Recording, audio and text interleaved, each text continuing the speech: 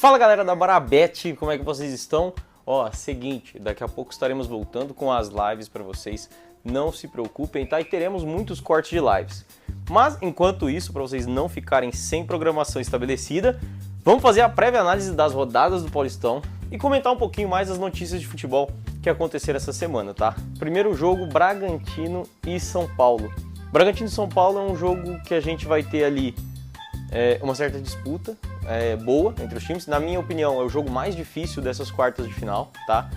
Se a gente for pegar tanto o Bragantino quanto o São Paulo, vem de fases que são talvez não sejam as melhores fases do mundo, mas são fases boas. O São Paulo vem numa fase muito boa. Inclusive, na minha opinião, melhorou muito o time, tá? A chegada do Danielzinho no meio campo é muito boa. O Marcos Antônio acompanha ele de uma maneira fantástica. Só que assim, gente, o São Paulo ainda tem muitos problemas fora de campo, né? O que pode afetar um pouco dentro de campo. O Crespo conseguiu nesse momento ali filtrar tudo que estava acontecendo por fora, fechar esse time e conseguir tornar isso algo viável. Quando eu digo viável, não estou falando especificamente só futebol. Tornou até mesmo a mentalidade dos jogadores algo um pouco mais interessante para o restante da temporada. E tem fases boas agora voltando, né? Pô, o Caleri voltou marcando gol. O próprio Lucas, que estava um tempo sem jogar, voltou e tá super bem. Tá magro pra caramba, inclusive, tem umas imagens bem legais viralizando, tipo essa. Se a gente for pensar um pouquinho em São Paulo pra temporada, é um início bem animador. Não tem como falar que o São Paulo vai hoje disputar pra cair. Já tem 3 vitórias, né? Então é um time que tá disparando na frente e ninguém esperava, né?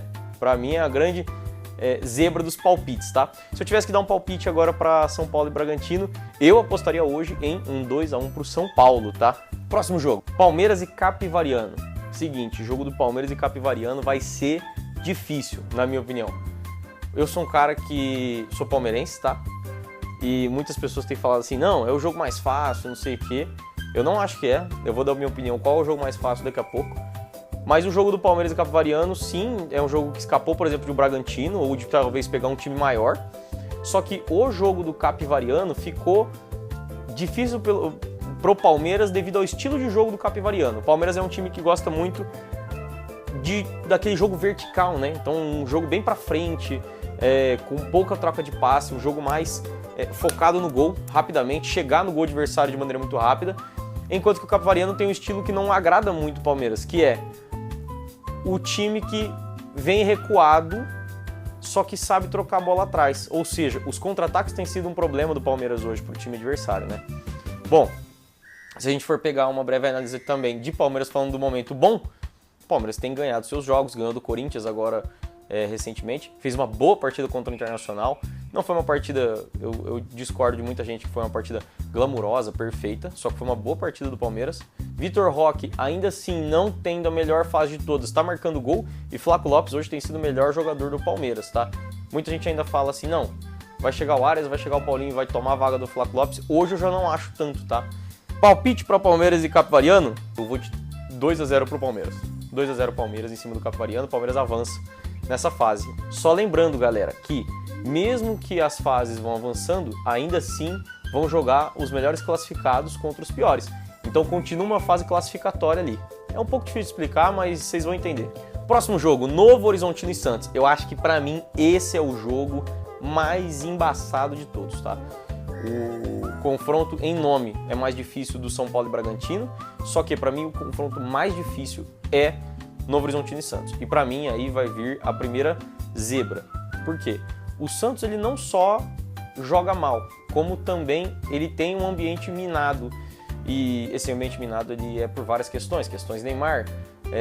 Será que o Neymar vai voltar bem? Vai voltar mal, né? Tudo bem, ganhando o Velo Clube de alguns gols, mas é aquele negócio. Não dá para dizer que ainda é um retorno primoroso, porque foi só contra o Velo Clube. Ele ainda assim destoa muito de todo mundo, né, de todos os outros jogadores, mas mesmo assim o conjunto do Santos me parece um pouco ainda desmontado, tá? Lateral direito é um problemaço pro Santos, então é muito rotativo ali. O Santos tem um problema na volância. Eu acredito que o João Schmidt hoje já não seja um jogador adequado para estar ali naquele elenco. Visto que o Santos está tentando dar uma crescida, né? E eu acho que o principal do Santos vai ser, se o Neymar estiver bem, muito provavelmente o Santos vai conseguir alguma coisa. Se ele não tiver num dia bom ou começar na reserva, eu acredito em um 2-1 pro Novo Horizontino. Eu vou de 2-1 Novo Horizontino. Por quê? Acho que o Novo Horizontino hoje é o time mais interessante de se ver no Campeonato Paulista, mesmo que vá ficar em 6º lugar na Série B, tá? Eu acredito no 6º lugar do Novo Horizontino, que está sempre flertando com subir para a Série A ou não. Último confronto, Portuguesa e Corinthians, tá? Corinthians que vai pegar a Portuguesa fora de casa também, mas não vai ter problemas, eu acredito. Acho que o Corinthians vai acabar passando bem fácil pela Portuguesa. Ah, mas ficou lá em 4º lugar a Portuguesa, não ficou mal. Não, mas é aquele negócio, gente. O time da Portuguesa hoje não é um time que você pode esperar muita coisa. O repertório, além de não ser um repertório dos mais ricos, tem a questão de que é um time também que tem uma média de idade um pouco alta. O time do Corinthians é um time que tecnicamente não deixa a desejar. Pode ter problemas físicos, pode ter problemas mentais ali, por causa de extra-campo. Teve muito caso de diretoria ali sendo envolvido, até mesmo com caso de polícia. Só que hoje o time do Corinthians tecnicamente é um time bom. Yuri Alberto é um ótimo jogador, mesmo que não jogue contra a Portuguesa. Depay é um bom jogador. O meio-campo do Corinthians, que tem até mesmo Garro na reserva, é muito bom. Bidon vem em uma grande fase. Gustavo Henrique e Gabriel Paulista, eu acho uma zaga muito boa, muito boa. Gustavo Henrique hoje contribui demais, diferente do que muitas pessoas falavam dele, tá? De cabeça ele é um monstro e muito provavelmente o Corinthians não vai ter dificuldade para passar não dessa fase, tá? Eu acredito em até mesmo um placar mais elástico, uns 3-0 pro Corinthians, tá? E, ó, eu sou palmeirense, não me matem, palmeirenses, ok?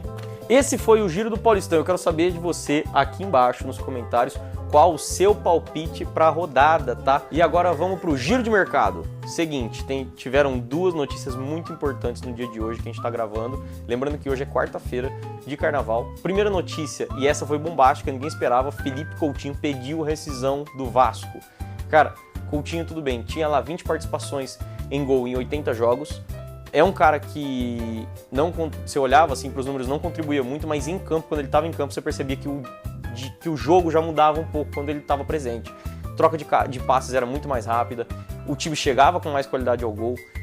E bem no momento que o Vasco estava se estruturando para ter contratações melhores, é pego de surpresa para que ele também fosse para outro lugar, né? Ninguém sabe, na verdade, se tem algum lugar que ele vai acabar indo ou se tem algum tipo de combinado com o Vasco, o porquê que aconteceu essa decisão, né?